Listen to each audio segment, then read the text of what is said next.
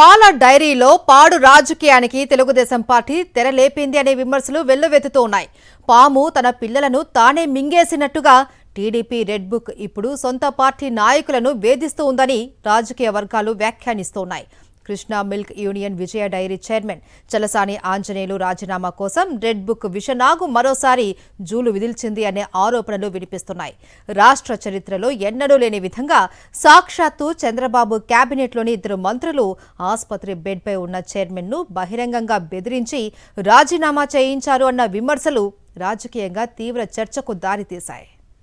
Krishna milk union విజయ డైరీపై పూర్తి ఆధిపత్యం సాధించేందుకు తెలుగుదేశం పార్టీ దిగజారుడు రాజకీయాలకు పాల్పడిందనే విమర్శలు వినిపిస్తున్నాయి. నారా లోకేష్ కళ్లల్లో ఆనందం చూడాలనే ఉద్దేశంతోనే మంత్రులు కొల్లు రవీంద్ర, పార్థసారథి వ్యవహరించారని విజయ డైరీ పాలకవర్గ డైరెక్టర్లు, రైతులు తీవ్ర అసంతృప్తి వ్యక్తం చేస్తున్నారు. సహకార చట్టాల ప్రయోగం డైరెక్టర్లందరూ ప్రజాస్వామ్యబద్ధంగా చలసాని ఆంజనేయులను 3వ చైర్మన్గా ఎన్నుకున్నారు. అయితే ప్రజాస్వామ్యానికి ఈ రెడ్ బుక్ పాలనలో విలువ లేదన్నట్లుగా ఎన్నిక పూర్తయిన కొద్ది గంటల్లోనే మంత్రులు కొల్లు రవీంద్ర, పార్థసారథి వెళ్లి చలసాని ఆంజనేయులను వెంటనే రాజీనామా చేయాలని హుకుం జారీ చేశారనే ఆరోపణలు వినిపిస్తున్నాయి. మంత్రుల ఒత్తిడితో చలసాని ఆంజనేయులు అస్వస్థతకు గురై ఆసుపత్రిలో చేరినా పరిస్థితి మారలేదు. 24 గంటల్లో రాజీనామా చేయాలని అధిష్టానం ఆదేశమంటూ డెడ్లైన్ విధించారని ఆరోపిస్తున్నారు. అంతేకాదు రాజీనామా లేఖను ముందుగానే టైప్ చేయించి డైరెక్టర్ల ద్వారా పంపించారని కూడా చెబుతున్నారు.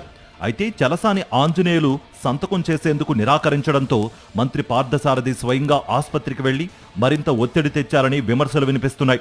రాష్ట్రంలో ఎప్పుడూ లేని విధంగా ఆసుపత్రి బెడ్పైనే చైర్మన్ రాజీనామా లేఖను మంత్రి స్వీకరించడం ఇప్పుడు తీవ్ర చర్చనీయాంశమైంది. ఒక సహకార సంస్థ ఎన్నికైన చైర్మన్పై ఇంత స్థాయిలో ఒత్తిడి తీసుకురావడం ప్రజాస్వామ్య చరిత్రలోనే అరుదైన ఘటనగా రాజకీయ వర్గాలు అభిప్రాయపడుతున్నాయి. అసలు విజయ డైరీనే ఎందుకు టార్గెట్ చేశారన్న ప్రశ్న ఇప్పుడు టీడీపీతో పాటు అన్ని రాజకీయ వర్గాల్లోనూ చర్చకు దారితీస్తోంది. చాలా కాలంగా విజయ డైరీ చైర్మన్ చలసాని ఆంజనేయులను గన్నవరం ఎమ్మెల్యే యార్లగడ్డ వెంకట్రావు లక్ష్యంగా చేసుకున్నారని ఆరోపణలున్నాయి. ఆయనతో పాటు ఉమ్మడి కృష్ణా జిల్లా మంత్రులు కూడా చలసానిని టార్గెట్ చేశారని చెబుతున్నారు. నామినేషన్ కూడా వేయొద్దని ముందే ఆదేశాలు ఇచ్చినా ఆయన వెనక్కి తగ్గకపోవడంతో చైర్మన్గా ఎన్నికైన 24 గంటల్లోనే రాజీనామా చేయించారని వైఎస్ఆర్ కాంగ్రెస్ పార్టీ ఆరోపిస్తోంది. ఈ వ్యవహారం వెనుక భారీ కుట్ర ఉందని, విజయ డైరీపై పట్టు సాధించి హెరిటేజ్కు లబ్ధి చేకూర్చడమే అసలు లక్ష్యమని మాజీ మంత్రి పేర్ని నాని తీవ్ర ఆరోపణలు చేశారు. ఆంజనేయుల్ని దిగిపో అని ఒత్తిడి. అదృష్టవశాత్తు 2019లో జగన్మోహన్ రెడ్డి గారు గెలిచాడు. 19లో కూడా చంద్రబాబు వచ్చి ఉంటే ఎప్పుడో ఈ విజయ డైరీ ఇప్పటికే మంగళం పాడేసేవాళ్ళు. మళ్ళీ 24లో చంద్రబాబు వచ్చాడు.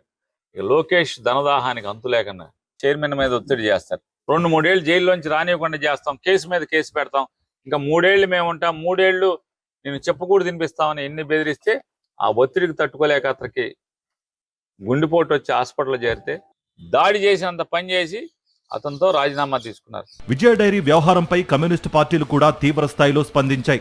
సహకార రంగం సంస్థలో తెలుగుదేశం పార్టీ పెత్తనం ఏమిటని సిపిఎం, సిపిఐ ప్రశ్నిస్తున్నాయి.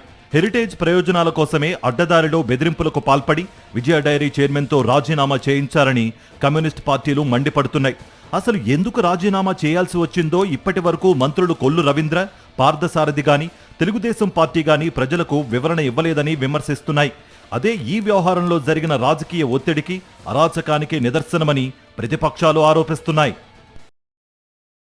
మరిన్ని అప్డేట్స్ కోసం ఛానల్ ను సబ్స్క్రైబ్ చేయండి. నోటిఫికేషన్స్ కోసం బెల్ ఐకాన్ పై క్లిక్ చేయండి.